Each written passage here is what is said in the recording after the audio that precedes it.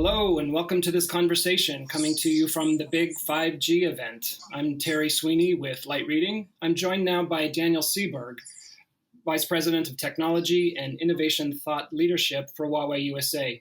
Daniel, thanks so much for joining us today. It's great to see you. Terry, my pleasure. Good to see you as well. Such as we are from our homes, working from home during this pandemic.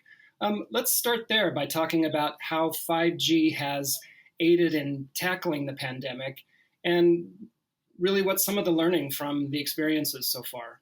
Absolutely. So in China, we have helped carriers to deploy 5G networks in hospitals that are treating COVID-19 patients and collaborating with these carriers there to find new uses for 5G in medical environments. Of course, this has all been unprecedented for all of us, but we're implementing precise data-based intelligent epidemic prevention and control measures.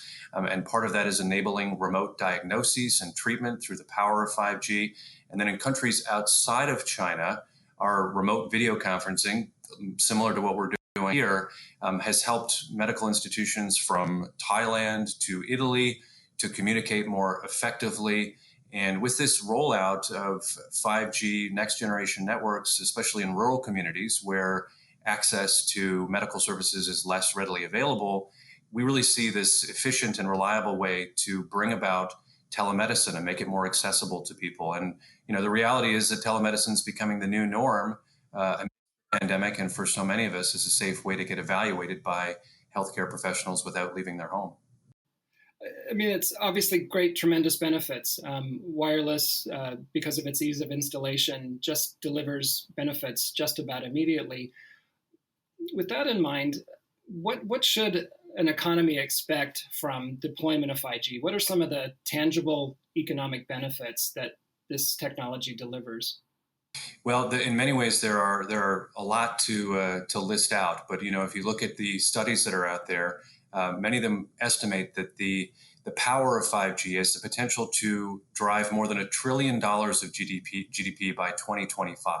And so if we imagine a world of all of these new opportunities related to automation and virtualization, as well as reducing the latency that's required to push industries into new areas of innovation, we can see so many different opportunities. Additionally, and importantly, we should note that 5G networks have the potential to dramatically reduce energy use. So continuing with 4G could actually double the carbon footprint of telecommunications networks while using 5G to build out 5G networks. So actually keep the carbon footprint the same or even reduce it over the next 5 years. So when you think about that combination of an improvement of carbon emissions and energy savings, that can translate into cost savings, and that improves the entire ecosystem. So there's a symbiotic relationship there between the growth and the opportunities, savings on the energy side. Tremendous benefits, but as we know from other generations of technology, never without its challenges as well. Talk about some of the hurdles that are in the way to achieving widespread 5G penetration. Absolutely. And as you point out, with any new technology, there are hurdles and obstacles to overcome, especially when they feel somewhat disruptive or revolutionary to any industry. And the good news is that with 5G, the technology exists to implement these next generation networks safely and effectively. But as we know, the legislative challenges within that to bring 5G to market commercially is still undergoing a lot of scrutiny. That said, we would say that real cybersecurity, which of course is one of the primary issues, can only be achieved when there are global standards across all vendors, rather than having security by logo or by country, if you will. We really want to see this comprehensive and consistent approach to cybersecurity using global standards. And that's really also the only way to ensure the security of the supply chain, which is the underpinnings of how all of this is going to be possible. We see trust through verification, and the most effective way to reduce risk is to test products and technology. And we hope and we expect that the US government will test all vendors and hold everyone to the same testing and accountability standards.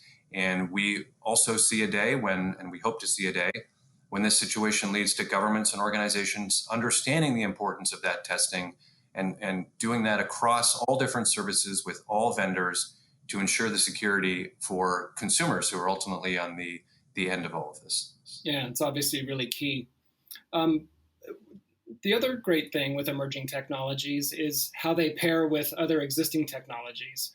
So there's lots of good complements and technologies that go well with 5G. Talk about some of the early implementations that are showing particular promise. Yeah, if you think of 5G as the next industrial revolution, we really see 5G as the foundation of that.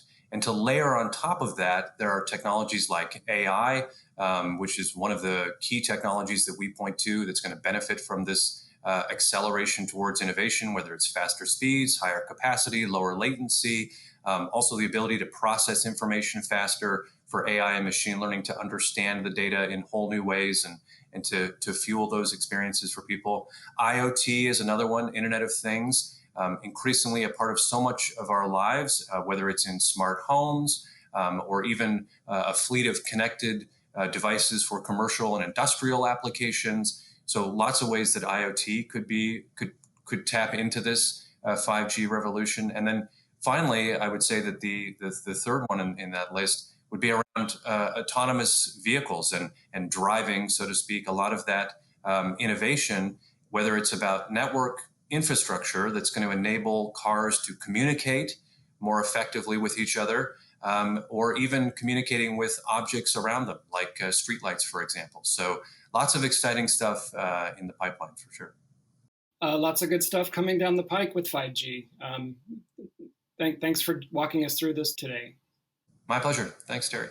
We've been talking with Daniel Sieberg from Huawei USA. This has been Terry Sweeney for Light Reading. Thanks for joining us.